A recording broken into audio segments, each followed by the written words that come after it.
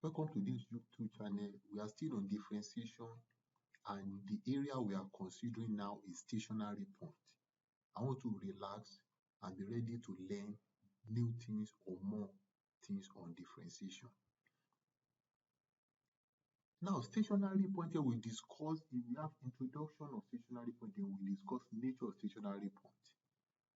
Now, at the stationary point, the y dx is equal to 0, or f prime of x is equal to 0, or gradient is equal to 0.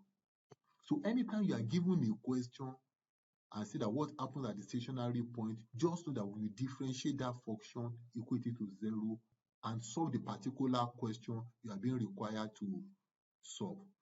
Example, find the value of x at the stationary point on the curve y is equal to x squared minus 6x plus 3. So y is equal to x squared minus 6x plus 3 is the function. So at the stationary point, the y dx is equal to 2x minus 6. So at the stationary point, this 2x minus 6 is equal to 0.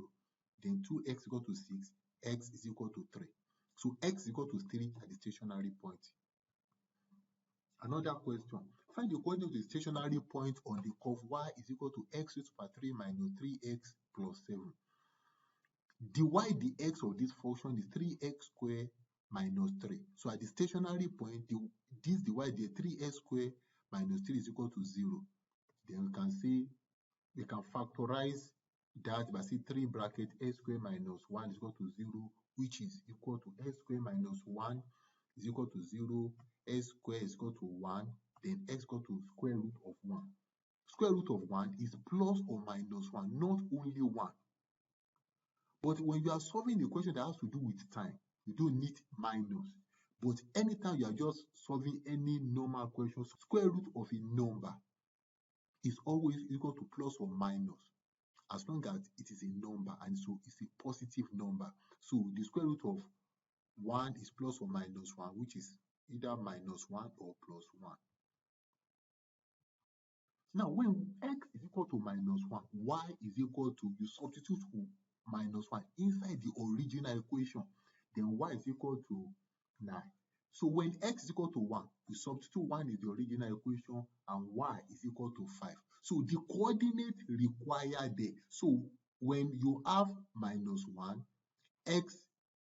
when x is minus 1, y is 9, and when x is 1, y is 5. So these are the coordinates. I want you to note at this level that you should be very careful you don't mismatch. If you write your final answer as minus 5,5 and 1,9 is wrong. So it should be minus 1,9 and 1,5. Nature of stationary point. Now, in nature of stationary point, I want to use this illustration. This is a curve. If you look at this curve, you can see one place is up and one place is down. So this upper part is maximum point, and this lower part is minimum point. So this is an example. What is the nature of stationary point for the curve y is equal to x raised to the power 3 plus x squared minus 16x. Remember, at the stationary point, the y dx is equal to 0. So the y dx of this function is 3x squared plus 2x minus 16. Then 3x squared plus 2x minus 16 is equal to 0. This is a quadratic function. So solving this quadratically, our x is equal to minus 8 or 6. So minus 8 and 6 is what is the values of x at the stationary point. So these 2 points we use to test to know which one is maximum, which one is minimum. And note, I'm using 2 methods to explain nature of stationary point to you. I'm using 2 methods. Whether you use the first method or the second method, this stage is very important. You need to solve it to this level before you can use the first method or second method. Now, I want to proceed to the first method. This is minus 8 and 6. So we want to know what happens when the value is less than 8, when the value is greater than 8, when the value is less than 6 and greater than 6. And in doing this, ensure that the lower value comes first before the higher value. So any value less than minus 8, let us pick any value. I pick minus 10. Then we can pick a value greater than minus 8 and the same value as less than 6. So for this one, I pick 0. So any value greater than 6, pick 10.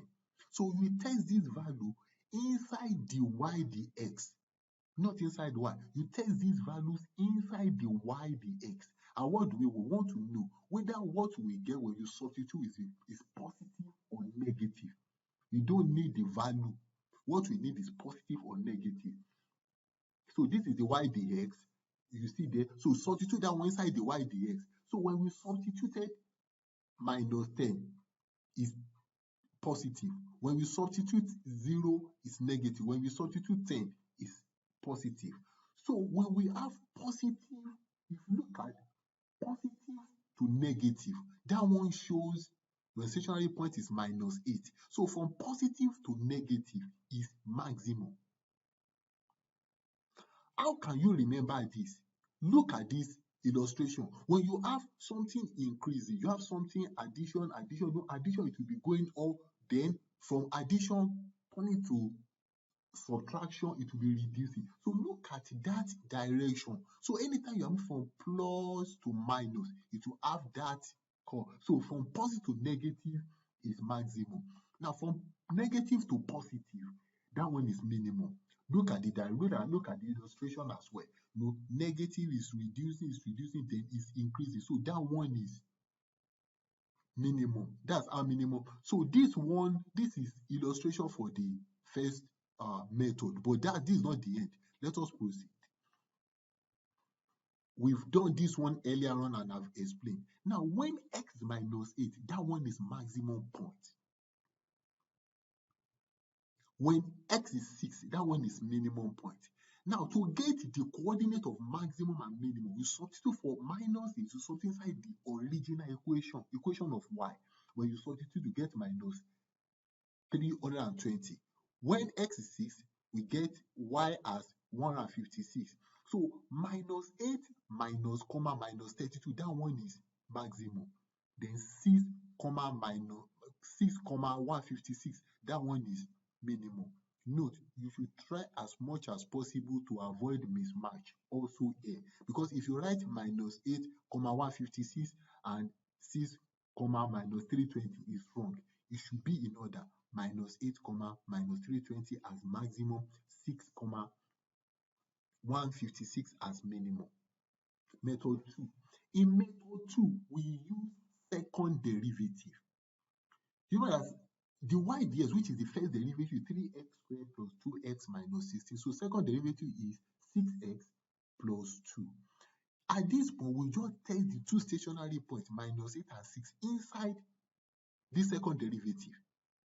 If our answer is positive, that is minimum. If our answer is negative, that is maximum. So when we test minus 8 inside it, we get negative. That is, second derivative is less than 0. That is, it is negative. So this one is maximum. When we test 6 inside second derivative, we substitute 6 inside second derivative.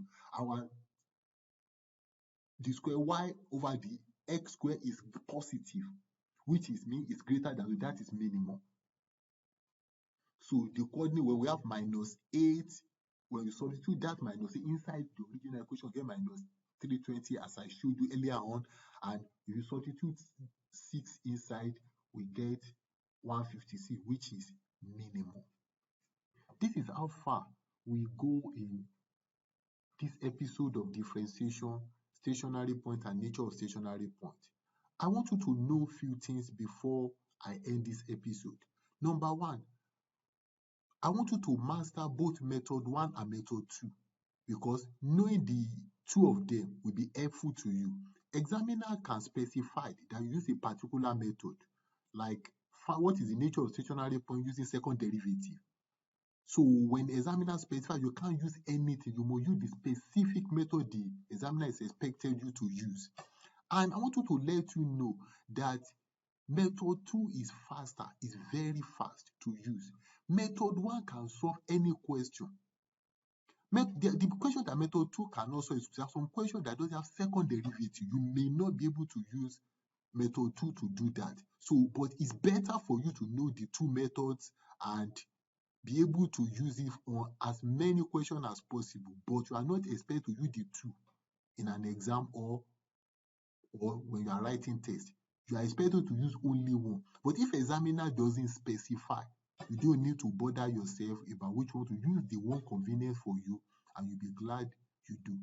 I want you to try as much as possible. You can watch this over and over, lay your hand on as many questions as possible, and you'll be glad you do.